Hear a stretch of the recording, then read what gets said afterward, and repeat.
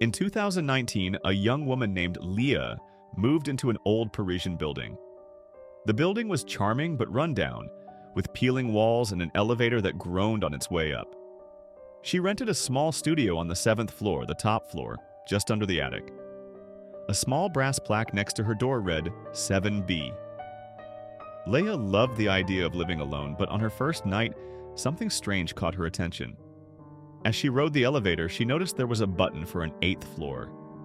Yet, the building only had 7 floors. Out of curiosity, she pressed the button, but the elevator simply stopped on the 7th floor and the doors opened to her hallway. She brushed it off as an old building quirk. The first week was uneventful until one night when she woke up to a strange noise. It sounded like footsteps coming from above her. Impossible, there was no floor above hers. Intrigued, Leah climbed up to the attic using the service stairs. All she found was a dusty storage space filled with abandoned junk. The next day, as she went downstairs to check her mail, she ran into an elderly neighbor who gave her a concerned look and asked, "Are you the one living in 7B?" Leah nodded. The old woman murmured, "Don't go too high. And if you hear something, whatever you do, don't follow it." Leah laughed nervously, thinking the woman was just eccentric.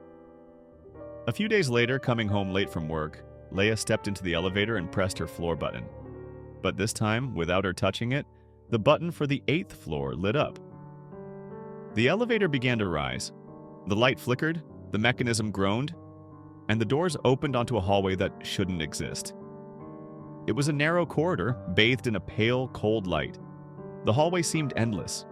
The walls were dirty white, streaked with dark stains, and the air was filled with a nauseating stench. What struck Leah the most was the silence.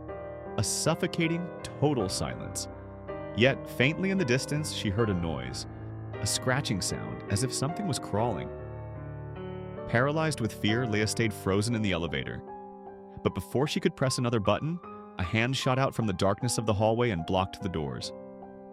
The hand was thin, pale, almost skeletal. A voice whispered, hoarse and icy, "You shouldn't have come here." Leah screamed, frantically hitting buttons, and the doors closed just in time. The elevator trembled as it descended. She rushed into her apartment, slammed the door, and locked it multiple times. That night, she heard banging coming from above her ceiling. 3 knocks, steady and deliberate, followed by scratching sounds, as if something was trying to come down.